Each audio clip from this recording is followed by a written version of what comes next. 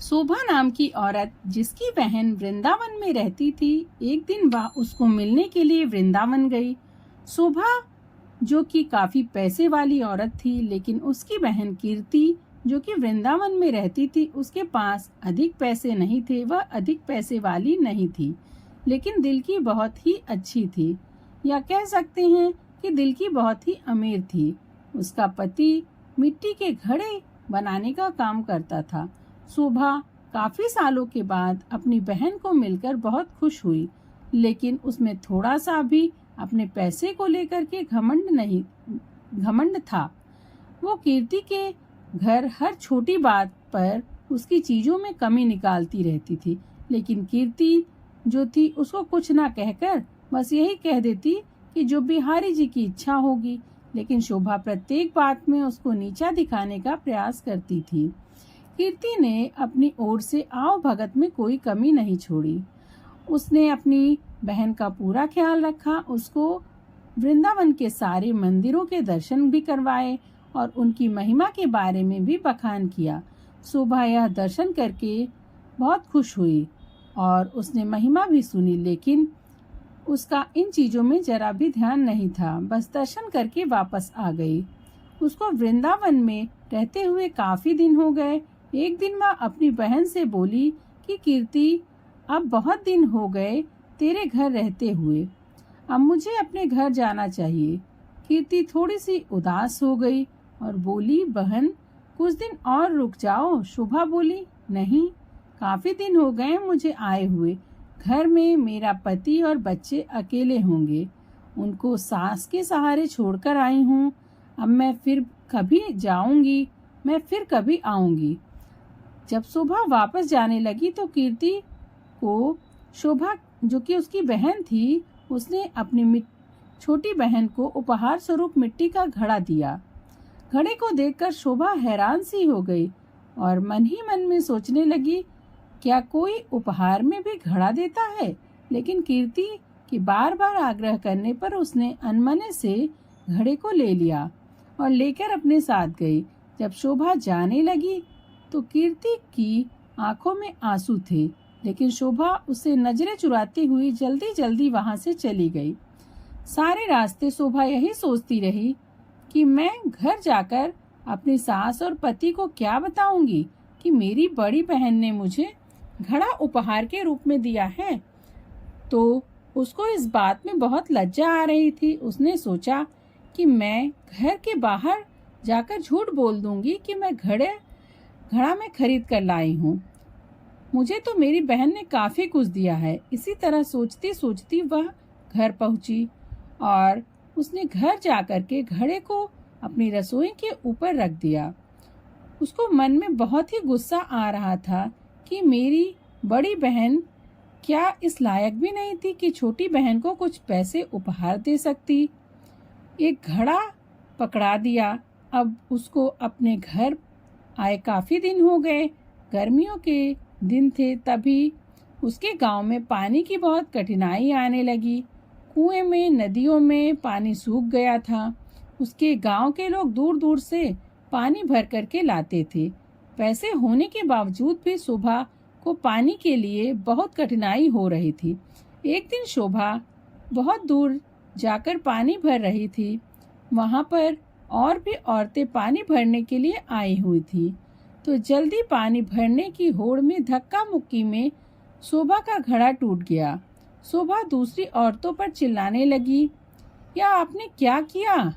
बड़ी कठिनाई से तो मैं पानी पाई थी, आप लोगों ने धक्का मुक्की करके मेरा घड़ा ही तोड़ दिया। अब वह उदास मन से घर चली गई और अब उसके पास कोई और दूसरा बर्तन नहीं था पानी भरने के लिए। तभी अचानक उसको अपनी बहन के दिए हुए घड़े की याद आ गई। तो उसने रसोई के ऊपर से घड़ा उतारा और फिर चल पड़ी। बड़ी दूर पानी भरने के लिए गई। जब कुएं पर पहुंची तो भीड़ कम हो चुकी थी। वह घड़े में पानी भरकर घर लाई। तभी उसका पति खेतों से वापस आया। गर्मी अधिक होने के कारण वह गर्मी से बेहाल हो रहा था और आकर बोला, शोभा, क्या घर में पानी है? क्या एक गिलास पानी मिल जाएगा? शोभा ने कहा, हाँ, मैं अभी भर कर लाई हूँ। उसने उस घड़े में से एक गिलास पानी भरकर अपने पति को दिया। गले में से पानी उतरते ही उसका पति एकदम से उठ खड़ा हुआ और बोला, यह पानी तुम कहाँ से लेकर आई हो? शोभा एकदम से डर गई कि शायद मुझसे कोई बड़ी भूल हो गई है। उसने कहा, क्यों, क्या हो गया? उसके पति ने कहा, यह पानी नहीं, यह तो अमृत लग रहा है। इतना मीठा पानी तो मैं आज तक कभी नहीं पिया। यह तो कुएं का पानी लग ही नहीं रहा है, यह तो लग रहा है किसी मंदिर का अमृत हो। तब शोभा बोली, मैं तो कुएं से भरकर ही लाई हूँ, यह देखो घड़ा भरा हुआ। उसके पति ने कहा, यह घड़ा तुम कहाँ से लेकर आई थी? उसने कहा, जब मैं वृंदावन से वापस आ रही थी तो मेरी बहन ने मुझे यह घड़ा उपहार स्वरूप दिया था। यह सुनकर उसका पति चुप हो गया। अब शोभा का पति बोला कि मैं थोड़ी देर के लिए बाहर जा रहा हूँ, तब तक तुम भोजन तैयार करो। शोभा ने उस घड़े के जल से दाल चावल बनाया। घड़े के पानी से दाल चावल बनाने से उसकी सुगंध पूरे गांव में फैल गई। गांव के सब लोग सोचने लगे कि आज गांव में कहाँ उत्सव है, जो इतनी अच्छी खाने की सुगंध आ रही है। सब लोग एक एक करके उस सुगंध को सूंघते हुए शोभा के घर तक आ पहुँचे। साथ में उनका पति भी था। शोभा के पति ने आकर पूछा कि आज तुमने खाने में क्या बनाया है? शोभा ने कहा, मैंने तो दाल चावल ही बनाया है। सब लोग हैरान हो गए कि दाल चावल की इतनी अच्छी सुगंध कैसे हो सकती है। सब लोग शोभा का मुंह देखने लगे। आज तो हम भी तेरे घर का दाल चावल खाकर ही जाएंगे, लोगों ने कहा। उसने किसी को मना नहीं किया और थोड़ी थोड़ी दाल चावल सबको दे दिया। दाल चावल खाकर सब लोग उसको कहने लगे, यह दाल चावल नहीं है, ऐसा लग रहा है कि हम लोग अमृत चख रहे हैं। शोभा के पति ने कहा कि तुमने आज दाल चावल कैसे बनाया? उसने कहा, मैंने तो यह घड़े के जल से ही दाल चावल बनाए हैं।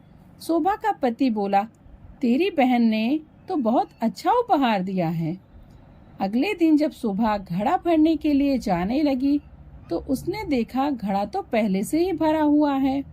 उसका जल वैसे का वैसा है जितना वो कल भर कर के लाई थी। उसने उसमें से खाना भी बनाया था, जल पिया भी था, लेकिन घड़ा फिर भी भरा हुआ था। शोभा एकदम से हैरान हो गई, यह कैसे हो सकता है? तभी अचानक से उसी दिन उसकी बहन कीर्ति उसको मिलने के लिए उसके घर को आई तो शोभा अपनी बहन को देखकर बहुत खुश हो गई। उसे गले लगा करके उसे पानी पिलाया। शोभा ने अपनी बहन को कहा कि दीदी, या तो तूने मुझे घड़ा दिया था या तो बहुत ही चमत्कारी घड़ा है। मैंने तो तुच्छ समझकर रसोई के ऊपर रख दिया था, लेकिन कल जब इसमें जल भरा हुआ था तब जो जल भरा हुआ था इसका जल इतना मीठा था और इसके जल से मैंने दाल और चावल बनाया था जो कि अमृत के समान लग रहा था। उसकी बहन बोली, अरे ओ मेरी भोली बहन, क्या तू नहीं जानती है, यह घड़ा व्रज की रज यानी वृंदावन की माटी से बना हुआ है, जिस पर साक्षात किशोरी जी और ठाकुर जी नंगे पांव चलते हैं। उसी रज से यह घड़ा बना है। यह घड़ा नहीं, साक्षात किशोरी जी और ठाकुर जी के चरण तुम्हारे घर पर पड़े हैं।